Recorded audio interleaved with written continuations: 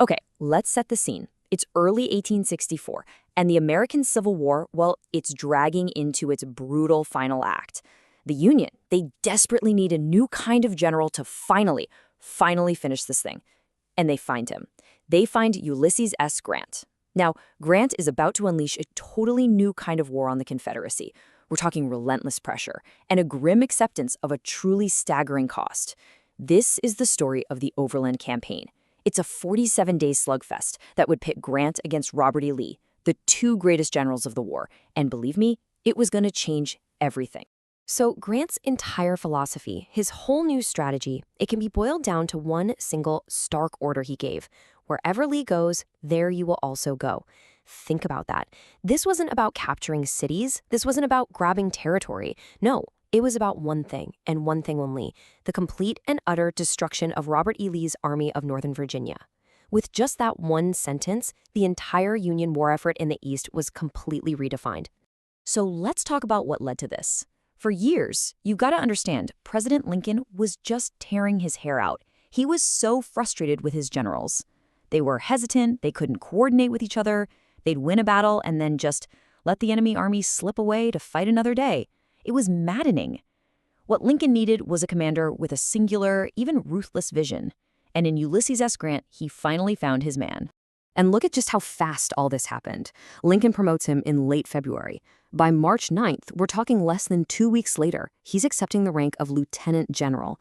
And get this, that was a rank last held by George Washington himself. Huge deal.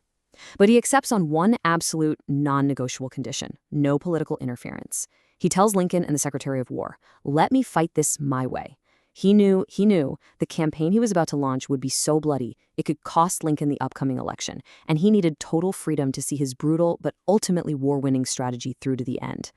And this right here, this shows you just how massive that shift in strategy really was. The old way of thinking, the previous Union strategy, was all about capturing Richmond, the Confederate capital. It was kind of like a game of capture the flag, and frankly, it was a fool's errand. Time and again, they'd get close, and Lee's army would just slip away. Grant's new strategy, totally different. He basically said, ignore Richmond. He understood that a city is worthless if the army defending it is still out there. So, the true center of gravity, the real target, became Lee's army itself. The mission was simple: annihilate that army, and the whole Confederacy would have no choice but to crumble. So the big question is, how was he gonna pull this off? Well, his plan was honestly breathtaking in its scale. See, Grant knew the Union's biggest advantage wasn't better generals or better soldiers, it was manpower and resources, pure numbers. So his whole strategy was to use that advantage. He decided to apply overwhelming, coordinated pressure across the entire Confederacy, all at the same time. This would make it totally impossible for them to do what they'd always done: shuffle troops from a quiet area to shore up a threatened one. No more whack-a-mole. All right, let's break down this grand offensive. It's basically a four-pronged attack happening all at once. First, you've got the main event. Grant and George Meade are going to go straight at Lee's army in Virginia and just try to destroy it. At the exact same time, you've got William Tecumseh Sherman driving down to attack the Army of Tennessee and capture the industrial hub of Atlanta. Then, prong number 3, General Butler is going to advance from the south and put pressure on Richmond's back door. And finally, you've got Franz Sigel, whose job is to march into the Shenandoah Valley, the breadbasket of the Confederacy, and cut off Lee's food supply. You see, it's this massive, synchronized assault designed to hit them everywhere at once. So the campaign kicks off. And where does it begin? In a place with a terrible, terrible history for the Union Army: the wilderness. This is the exact same dense, tangled forest where they had been soundly defeated just a year before. The fighting that erupts is just chaotic, a bloody, confusing stalemate. And to make things even more horrific, the woods catch fire. Hundreds of wounded soldiers from both sides, unable to move, were tragically burned to death. It was an absolutely nightmarish preview of the sheer brutality this campaign was going to unleash. Okay, so after 2 days of this awful, horrific fighting in the wilderness, the Union soldiers, who are veterans of this war, they totally expect the usual playbook. They've seen this movie before: fight Lee, get bloodied, and then retreat back north to regroup. It's what they always did. But then, something different happens. On May 7th, Grant makes a pivotal decision, and on May 8th, instead of turning north, the orders come down: march south. South! It was a race to get to a crossroads called Spotsylvania Courthouse to try and get around Lee's flank and keep pushing forward. You cannot overstate the psychological impact of this one decision. I mean, this was the moment everything changed for the Army of the Potomac. For the first time ever, after a brutal fight with Robert E. Lee, they weren't turning back. They were advancing. And when the soldiers figured it out, when they realized they were marching south towards the enemy capital, not north back to their own, morale just exploded. I mean, can you imagine? These were men who had been beaten down and demoralized for years. And now? Now they were singing as they marched. They finally had a general who refused to quit. But that incredible morale, that unrelenting advance, it came at a staggering, almost unimaginable price. The next stop on this bloody road was Spotsylvania Courthouse. And there, for 24 straight hours, a full day and night, Union and Confederate soldiers fought in some of the most savage, brutal, hand-to-hand combat of the entire war. It happened at a bend in the trenches that forever after would be known as the Bloody Angle. And believe it or not, things were about to get even worse. So you have to imagine what's happening back home. The casualty lists start pouring back north, and the numbers are just astronomical. They're unlike anything the country had ever seen before. People were horrified. The northern newspapers, seeing the sheer scale of the slaughter, start calling Grant the Butcher. And this has huge political consequences. President Lincoln's public support just plummets. I mean, for a while there, it looked almost certain that he was going to lose his re-election campaign, all because of Grant's brutal, bloody tactics. And if you want to understand why he got that grim nickname, the Butcher, it can really be summed up by this one number, 7,000. At a place called Cold Harbor, Grant ordered a massive frontal assault against heavily dug-in Confederate positions.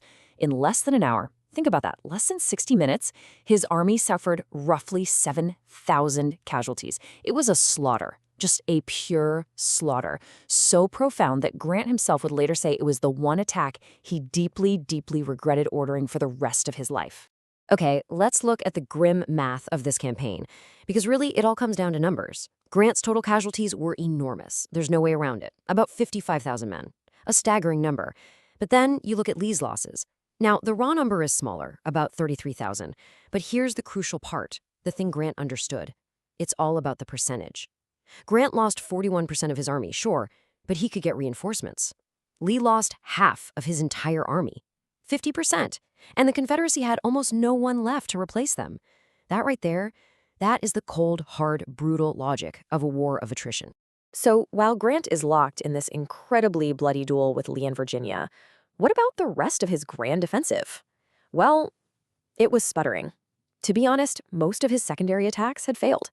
This forced him to adapt. The war of maneuver, the war of just brute force attacks, it had reached its limit. It was clear he needed a new plan. And you can really feel Grant's frustration in this famous quote of his. Remember General Butler? His army was supposed to be the one threatening Richmond from the south. Well, he advanced way too cautiously, and he actually allowed a smaller Confederate force to trap him. Grant's description was perfect and pretty scathing. He said Butler was corked in a wine bottle, just completely stuck, neutralized, and totally unable to help the main effort. So after the disaster at Cold Harbor, Grant finally realized that just battering his army against Lee's well-defended trenches was a losing game. It was just creating more casualties. So he did something absolutely remarkable, a true stroke of genius. He completely disengaged his entire army from Lee's front, slipped away in the middle of the night without Lee even realizing it, and executed this massive strategic pivot. He was shifting the entire focus of the war to a new, and in the end, a much more critical target. And that new target was a city called Petersburg. Now, you might be asking, why Petersburg? Well, it's simple. Petersburg was the logistical throat of the entire Confederate war effort in Virginia. It was the lifeline. 5 major railway lines all came together there. These were the railways that supplied everything to both Lee's army and the capital at Richmond. Grant figured, if I can take Petersburg and cut those rail lines, I can starve Lee into submission. I won't have to fight another horrific battle like Cold Harbor. And that is exactly what he did. In what was just a brilliant feat of military engineering, his entire army crossed the massive James River on a pontoon bridge, completely fooling Lee. And then they suddenly appeared before the gates of Petersburg, which was only very lightly defended. Lee had no choice. He was forced to rush his army south to defend the city, and in that moment, he was pinned, trapped. The bloody 47-day Overland Campaign was finally over, but a new phase was just beginning. The long, grinding siege of Petersburg. The duel was over. The endgame had begun. So this leaves us with the central and very difficult question of Grant's whole strategy. Yeah, he was labeled a butcher for the horrific cost in human life, and you can't deny the carnage. It was awful. But by relentlessly pressing Lee, by forcing a brutal war of attrition that he knew the South could never win, did he actually shorten war? I mean, in the terrible, brutal calculus of warfare, is it possible that his bloody tactics ultimately saved more lives by bringing the conflict to a quicker end? It's a tough question, and it's one historians are still debating to this very day.